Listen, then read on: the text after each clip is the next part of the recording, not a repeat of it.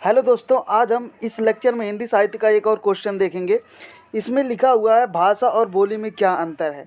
तो देखिए, भाषा व बोली में अंतर करें तो हम पाते हैं कि अंतर वस्तुतः भाषा वैज्ञानिक न होकर समाज भाषा वैज्ञानिक है।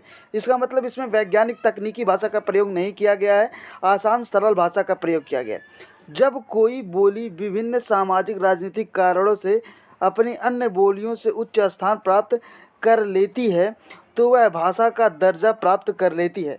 अब इसी के साथ आप उदाहरण में कुछ लिख सकते हैं, जैसे आधुनिक भाषा में विभिन्न राजनीतिक कारकों व नव जागरण में प्रभाव के खड़ी बोली। आप यहाँ पे देखिए किस तरह से लिखा गया है।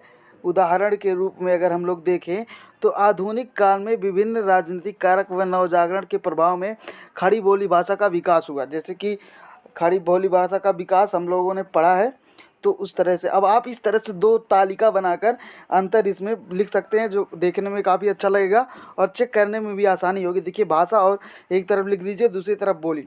तो भाषा क्या है? मानक व परिष्कृत रूप होता है भाषा का, और बोली जो होती है स्थानीय और आंचलिक रूप में होती है। जैसे कि भोजपुरी हो गया, मराठी हो गया, ये सब बोलियाँ हैं। और भाषाएं जो है, जैसे हिंदी भाषा हो गया, संस्कृत भाषा हो गया, ठीक। और दूसरा निश्चित व्याकरण होता है, इसका कोई निश्चित व्याकरण नहीं होता, क्योंकि अगर हम लोग भोजपुरी लिखते भी हैं या मराठी लिखते भी हैं तो उसको देवनागरी लिपि में भी लिख सकते हैं, ठीक है। यहाँ पे देखिए, विस्तृत भौगोलिक क्षेत्र होता है इसका सीमित क्षेत्र होता है, यानी कि कुछ पर्टिकुलर क्षेत्र में ही बोला जाता है। जबकि देखिए, हिंदी जो है पूरा उत्तर भारत में बोला जाता है, यहाँ इवन दुनिया के मॉरिशस वॉरिशस में बोला जाता है। तो इस तरह से आप तालिका बनाकर लिख सकते हैं। निश्चित लिपि होती है, इसका कोई आवश्यक लिपि नहीं होती है। मैंने ऊपर ही आपको इसे बता दिया था। तो आप देखिए, थोड़ा सा और अंतर इसमें करते हैं, कम से कम 7-8 अंतर तो होना चाहिए।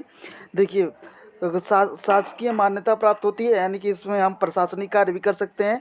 इसकी कोई शासकीय मान्यता प्राप्त नहीं होती। उदाहरण के लिए हिंदी चीन की मंदारिनी, इजराइल की हिब्रू, ये सब जो है, और भारत की हिंदी तो है ही। यहाँ पे देखिए, प्रयोग का क्षेत्र विविध क्षेत्रों में आर्थिक सामाजिक होता है। यहाँ पर इसका सीमित व स्थानीय व्यवहारों में बोलचाल की भाषा में इसका प्रयोग किया जाता है, ठीक है।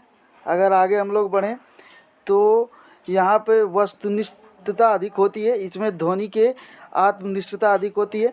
वैज्ञानिक व तकनीकी विकास हो सकता है इस भाषा का, इसका वैज्ञानिक तकनीकी भाषा में इसका उपयोग नहीं हो सकता, ये है, ठीक है। इस प्रकार हम दोनों में मुख्यतः अंतर के स्तर पर देख सकते हैं, ठीक है।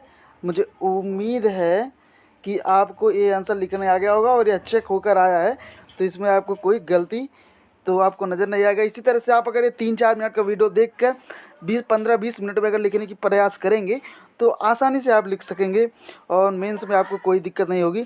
Thank you so much for watching this video. Thank you so much.